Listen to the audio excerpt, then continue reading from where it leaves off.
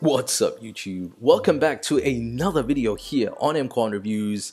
So as I mentioned in my unboxing and first look of this brand new Huawei P20 Pro, I would do a separate video related just to the camera capabilities of this smartphone, and here it is for you. So this is a big deal because this is the first smartphone on the market to offer a tri-camera. Essentially 3 cameras in one. You have a 40 megapixel telephoto sensor paired with a 20 megapixel monochrome sensor for depth and texture, and then a standard 8 megapixel image sensor. Now the latter has optical image stabilization while the first two have artificial intelligence stabilization. Now the cameras are impressive. They're even more impressive when you know that they were paired up with the Leica lens. This is a collaboration that Huawei and Leica have been doing for some time now. So anybody that knows anything about cameras knows that Leica is a serious brand name to be respected. Now, as well as this, Huawei have been working over the years on software, and this is powered by the Kirin 970, so that has an emphasis on AI and using AI to get you the best possible shots. The P20 also has a relatively easy and clean user interface with EMUI for the camera, though trying to get to things like slow-mo were a little difficult in terms of, multiple taps, and it would have been nice to see that more apparent in the settings. Now, let me show you some of the images that I've taken. This is the first image. This was taken from the building that I was in at the time, and you can see the attention to detail. The quality is actually really good. I hope it comes across well enough on this video. What I found was that the camera kicked in, so this was done in automatic mode, and it asked you whether or not the sky was blue, and it then went ahead and did its work. This is another image that was taken, but check this out. This is at 3 times optical zoom, and you can see the attention to detail, the clarity is actually very impressive, but this is at 5 times optical zoom. And I'm actually really impressed with how well it's processing the image. You can see that there's very little sort of pixelation or grain. And this is where that AI chip kicks in. You can see it sort of working when you're trying to take a picture. It seems to be working in the background to get you the best possible shot. Now here's another image that I took, and then when you zoom in, you can see this is, I believe, 5 times optical zoom.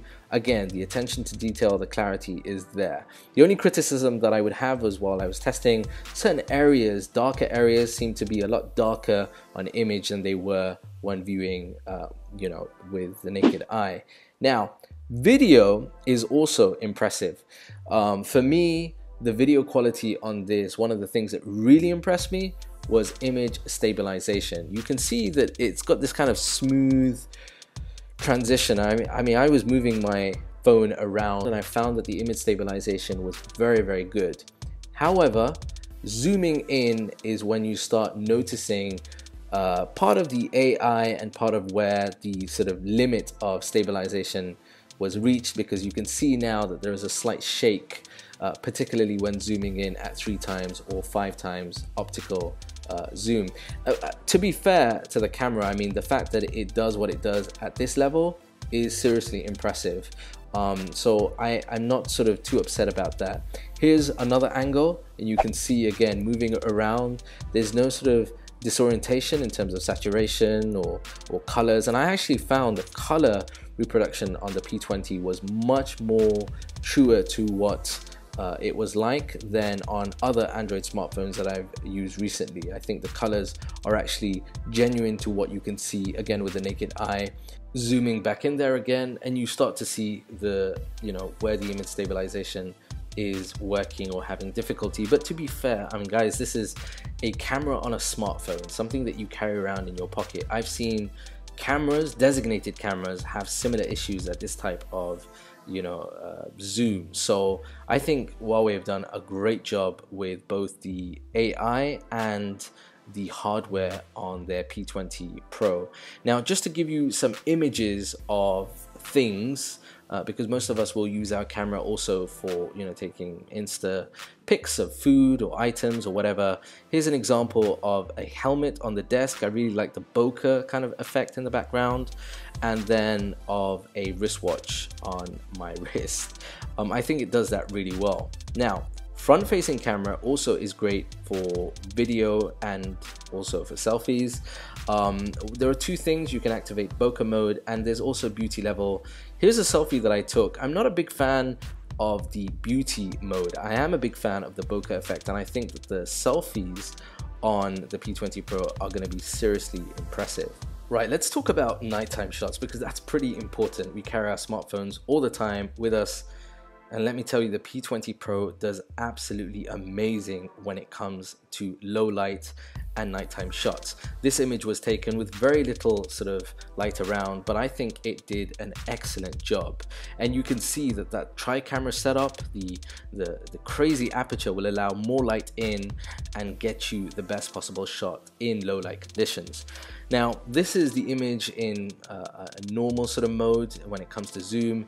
This is the same image at 3 times zoom. I was focusing in on the bridge there, and you can see again the details are there.